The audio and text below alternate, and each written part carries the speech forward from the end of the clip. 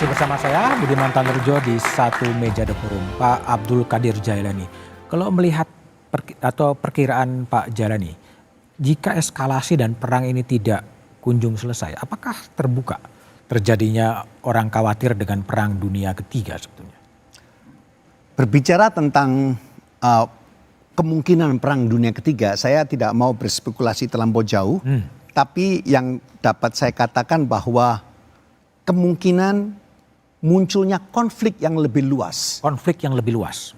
Skalanya bisa bermacam-macam, mungkin di tingkat regional, bahkan mungkin lebih luas lagi, dapat saja terjadi apabila eskalasi dapat terus berlangsung. Mengapa hal ini dapat terjadi? Karena kita ketahui kalau kita lihat dari apa yang terjadi dalam beberapa waktu terakhir ini, jelas Israel menerapkan strategi apa yang disebut dengan escalation dominance strategy. Dia berpandangan bahwa dengan melakukan eskalasi dan dia tahu dia dominan, dia mengharapkan pihak musuhnya akan mengurangi tindakannya. Itu asumsinya. Namun kenyataan di lapangan bisa berbeda. Bisa berbeda. Perbedaan ini bisa terjadi karena bisa saja para pihak ini miskalkulasi. Dalam sebuah konflik, semua pihak itu saling berkomunikasi.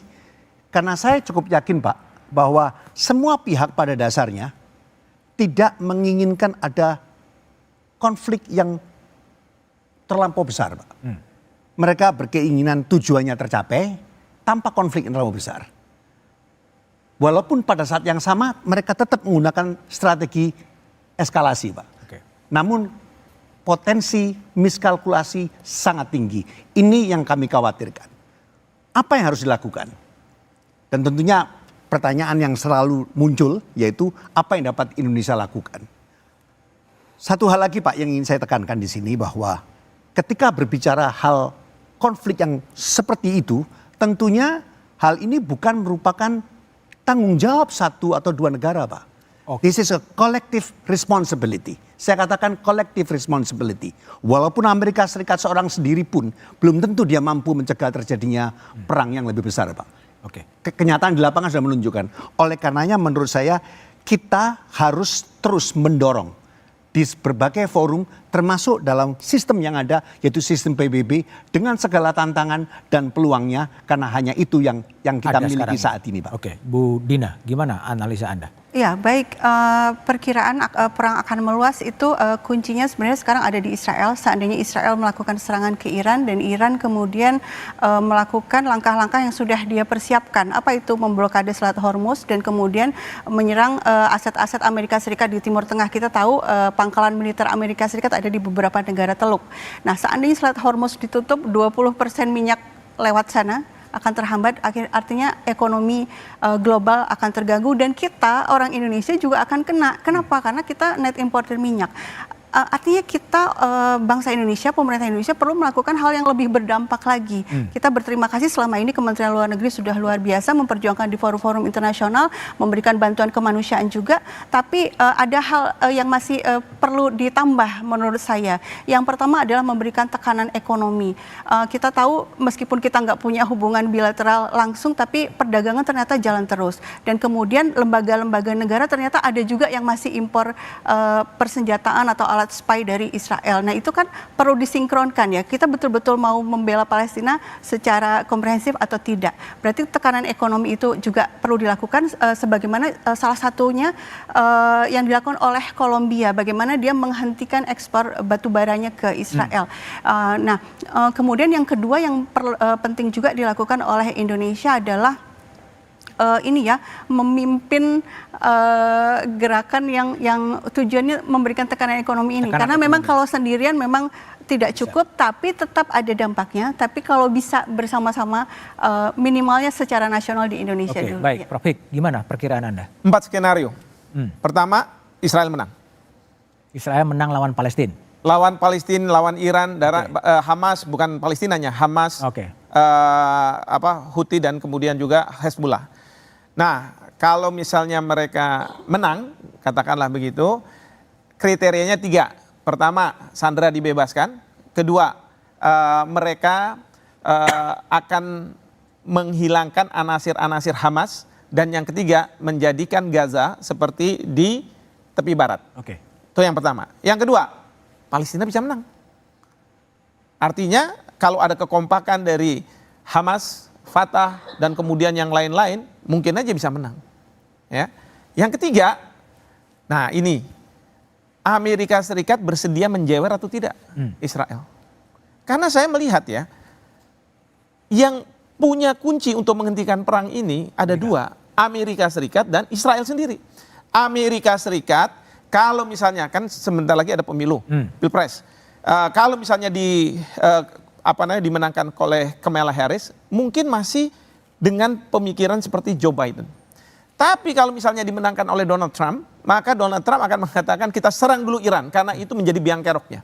Nah itu akan mengeskalasi perang justru. Jadi kuncinya di Amerika Serikat. Yang kedua kuncinya di Israel. Karena saya udah melihat bahwa perang ini bukan perang rakyat Israel melawan Palestina. Karena di dalam negeri mereka juga berkonflik. Berbeda pendapat, beradu argumentasi. Tapi ini kan gara-gara Netanyahu. Netanyahu merasa bahwa saya sudah diserang.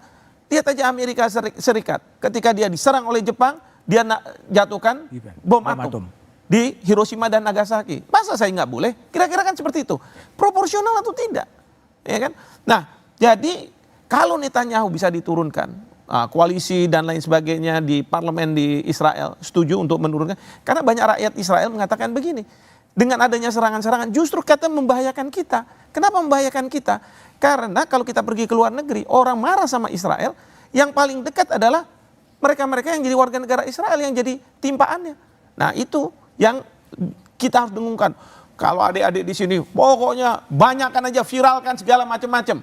Bukannya tidak mungkin di Israel itu mereka juga diembargo informasi. Oke. Nah yang terakhir adalah yang keempat, kalau misalnya coalition of humanity ini berhasil untuk menjadi penyelamat muka, saving faces. Jadi kan kita bilang nih demi kemanusiaan kita harus hentikan. Israel bilang ya sebenarnya saya mau bisa perang terus, tapi saya berhenti nih. Kenapa? Karena ada seruan dari coalition of humanity. Sebaliknya juga dari Hamas dan lain sebagainya. Kita sudah stop dulu deh. Coalition of humanity. Kita nggak mau rakyat Palestina yang jadi korban lebih besar lagi, lebih banyak. Atau misalnya mereka nyerang Hezbollah, tapi yang kena orang-orang sipil di Lebanon. Misalnya seperti itu. Kan kemanusiaan. Jadi kalau kita kedepankan kemanusiaan, kita bisa menjadi penyelamat muka dari mereka yang berperang. Oke, Pak Kamta, gimana kemungkinan terjadinya perang dunia ketiga dan upaya mencegahnya? Kalau terjadi perang dunia ketiga dan saya tidak ingin terjadi, ini akan menjadi the worst scenario. Perang dunia pertama, perang dunia kedua itu melahirkan Israel. Kalau terjadi perang dunia ketiga itu akan menjadi akhir dari Israel. Saya percaya itu. Kenapa? Israel dalam kondisi yang stabil Timur Tengah itu bisa memukul kelompok-kelompok yang menjadi pengganggunya dengan aman. Tapi kalau terjadi eskalasi yang besar, Israel belum teruji ketahanan militernya, politiknya, ekonominya, mengatasi eskalasi yang besar konflik di Timur Tengah. Nah kalau itu terjadi, kemampuan Israel akan terstretch, tertarik sangat luar biasa luas dan itu akan menjadi awal kehancurannya. Saya percaya itu, saya yakin itu. Nah sehingga dugaan saya, Amerika akan mencari cara dengan segala cara untuk melakukan deeskalasi. Sehingga perang dunia ketiga itu tidak akan terjadi. Kecuali ada orang-orang gila yang akan memicunya dengan senang hati, dengan happy. Oke, baik Pak Kamta, Prof. Hik, Bu Dina, dan Pak Jailani telah bergabung di satu meja di forum. Berbagai kehancuran dalam setahun tragedi Gaza ini seharusnya mengingatkan dunia bahwa jalan perang dan kekerasan menyengsarakan semua pihak. PBB, pemimpin dunia harus mengambil langkah bersama untuk menghentikan peperangan dan menghadirkan perdamaian adalah tanggung jawab dunia. Kemerdekaan Palestina adalah sebuah keniscayaan. Demikian satu meja di forum malam ini, sampai jumpa pekan depan. Selamat malam dan terima kasih.